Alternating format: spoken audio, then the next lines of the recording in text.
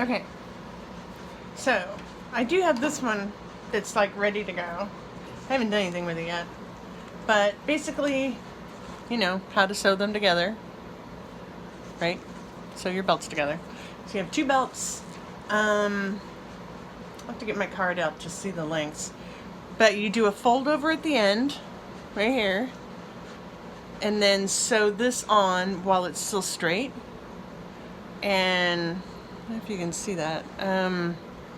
I also sew the edges. Whenever I do two belts together, I sew the very edges at the top back and forth like 3 stitches on a lengthwise one, or a widthwise one, so that it keeps the belts really tight.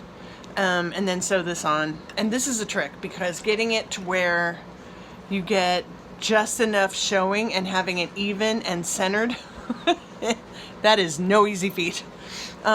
Always start by putting on your bow piece, if you're going to put a bow on. I always do. I think it looks stupid without them. Besides, it makes them look custom. Super good burned edges, super straight edges, really key on these, just like the minis. And then your liner. I always overlock or baby lock or whatever you want to call it the stitches on the end, and fold them and iron them until they are the exact same size when ironed as your actual belts. That's really the trick. And then you don't want anything sticking out the sides, so I fold under first, and then it'll go like that. It'll slide, can you see? Oops, sorry. It'll slide underneath of that little flap right there, and then you fold that over. Of course, I would have it straight and pinned and all that kind of good stuff. But see how the black is showing? I don't like that. So I always have to fiddle fart around with it until I get that where it doesn't show. I don't know. I forget how I do it now. Maybe I do that first. Okay, yeah, that's it. You do that one first, and then the inside, then the sides. There you go. It's been a while. Okay, and then it goes underneath of the flap. And there you go. And then at the end of the day, on the other end, this, I have to make this one shorter, but basically it's going to be more like about that long. And then that one is going to fold just enough over so that your Velcro will go there. Like that. And then your Velcro goes right across it. It should actually tuck on, your Velcro should actually cover up this a little bit. But anyway, then, once you have that, then you're going to put on your Velcros, the next thing. After the liner, you put the Velcro on the front. And this is a bitch. This is the hardest part right here. Is putting the Velcro on here. Because when you lay it there,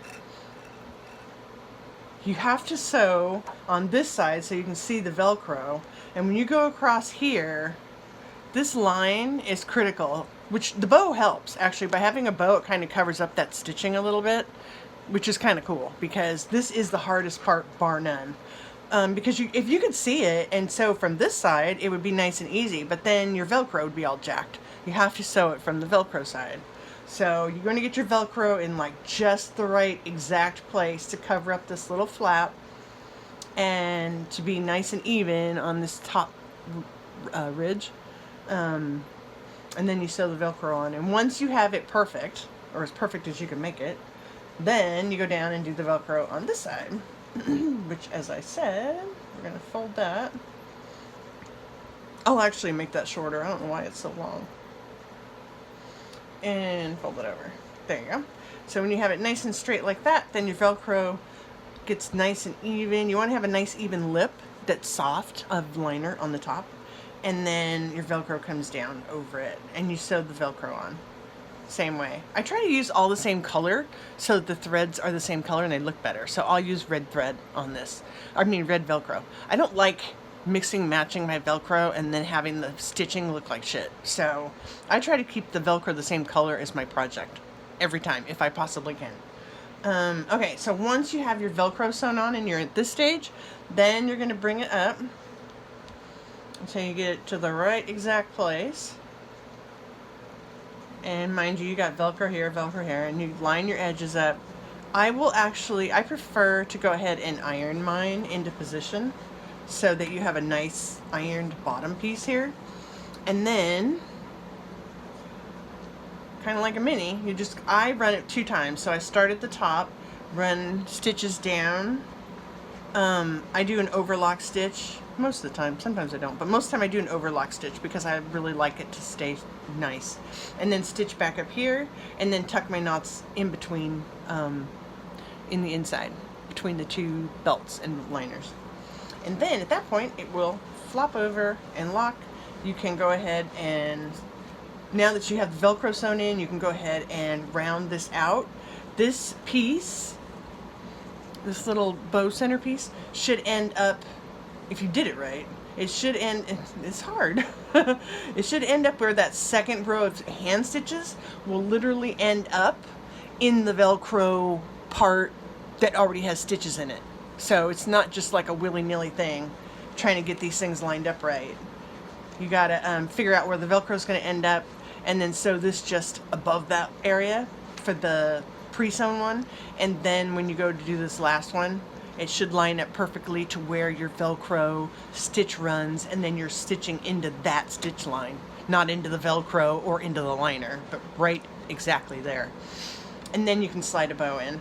I have the measurements for the little mini bow that goes on here and for the seat belts.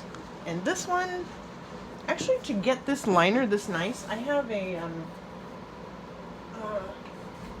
plastic deal. I'm sure you have these too. I like this one. So this one is 5 inches wide, I think.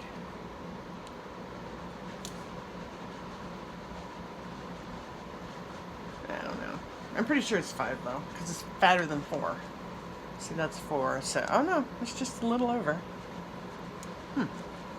That would be trickier, because then by the time you edge it, this is usually what I really use.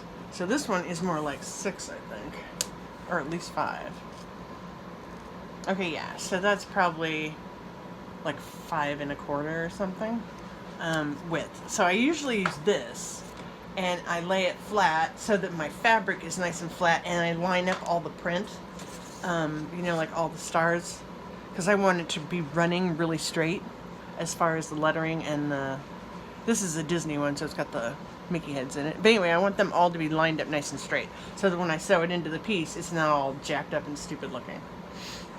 So you can see that that's what it started out at. And then I have enough to do my edging, my overlock, and then you have to, it's kind of hard to measure and get it just right and fold it and have it all nice and perfectly straight. It usually ends up a little bit not perfect, and you kind of have to play with that when you're sewing. But that's basically it, except for the measurements. I can just take a picture of the card and send that to you. Let me know if you have any questions. Bye!